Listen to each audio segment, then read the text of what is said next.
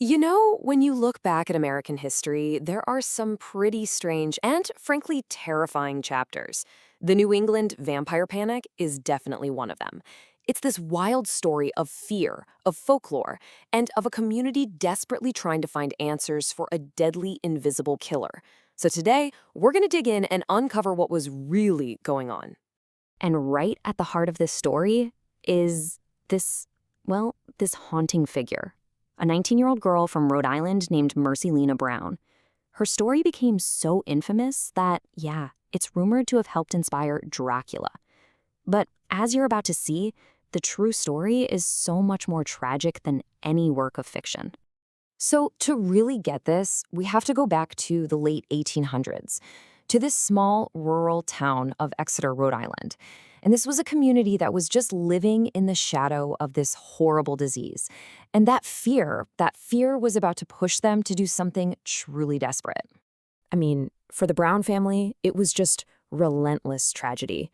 First, the mother, Mary Eliza, dies from this awful wasting sickness.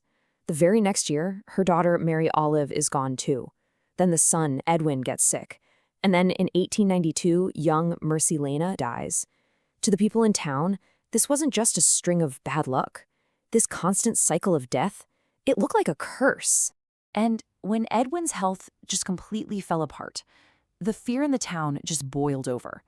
He was apparently crying out in his fever that his dead sister Mercy was haunting him, that she was literally draining the life out of him. Well, for the terrified neighbors, that was all the proof they needed. They went to his father, George Brown, and begged him to do the unthinkable: dig up his dead wife and daughters to find the demon that was killing his son.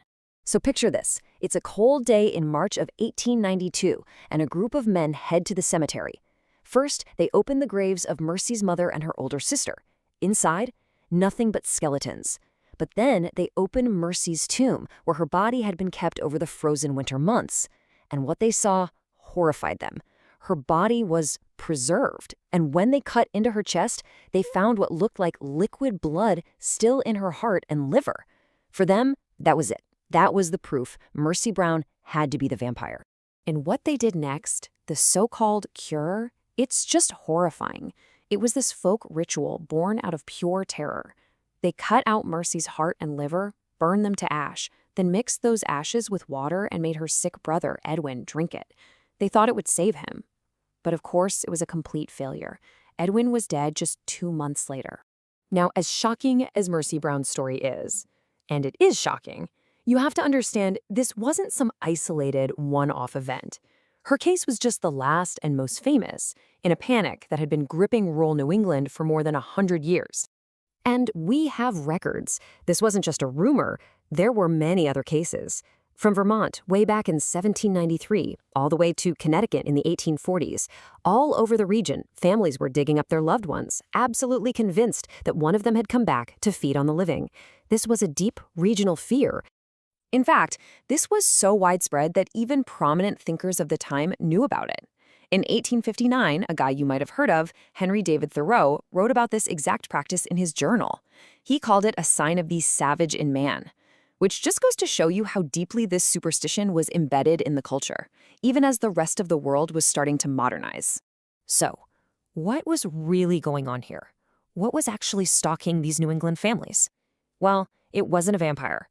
It was something very, very real, and in its own way, maybe even more terrifying. It was a disease they simply called consumption. Today we know it as tuberculosis, or TB.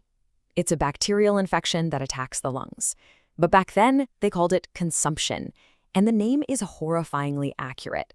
It literally looked like the disease was consuming a person from the inside out. It would drain their life force, leaving them pale, weak, and coughing up blood. Just listen to this description from the 18th century. It really paints a picture of the horror of this disease. You would watch your loved ones just waste away right in front of your eyes. So you can start to see why, in an age before anyone knew about germs, people would think something supernatural was literally draining the life out of their family. And the scale of this epidemic, it's just hard to wrap your head around.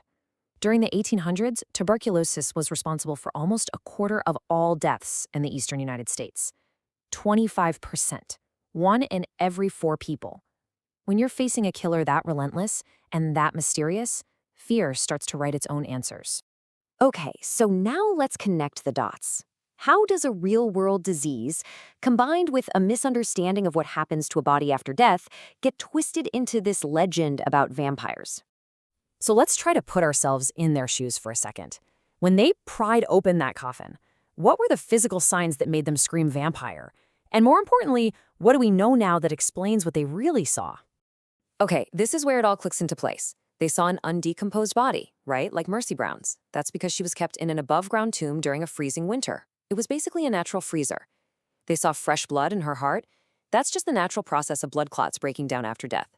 And what about hair and nails that looked like they were still growing? Nope, that's just the skin and gums receding as the body dehydrates, which creates that illusion. Every single supernatural sign had a perfectly natural explanation that they just didn't have the science to understand yet. And this whole panic, it wasn't just something that disappeared into stories and folklore. It left scars, actual physical evidence in the ground that archaeologists are still finding today. So fast forward to 1990.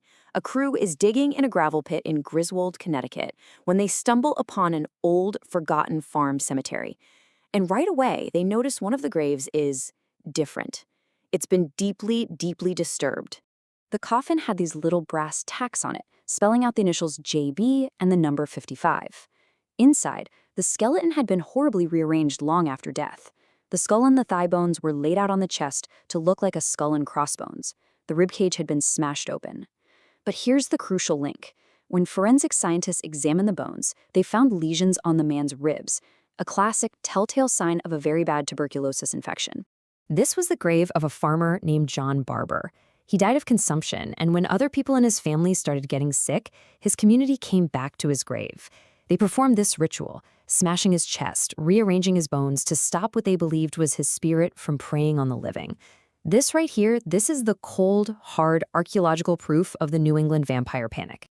Ultimately, the story of the New England vampires is just this powerful, chilling reminder of how our fear of the unknown can literally shape our reality.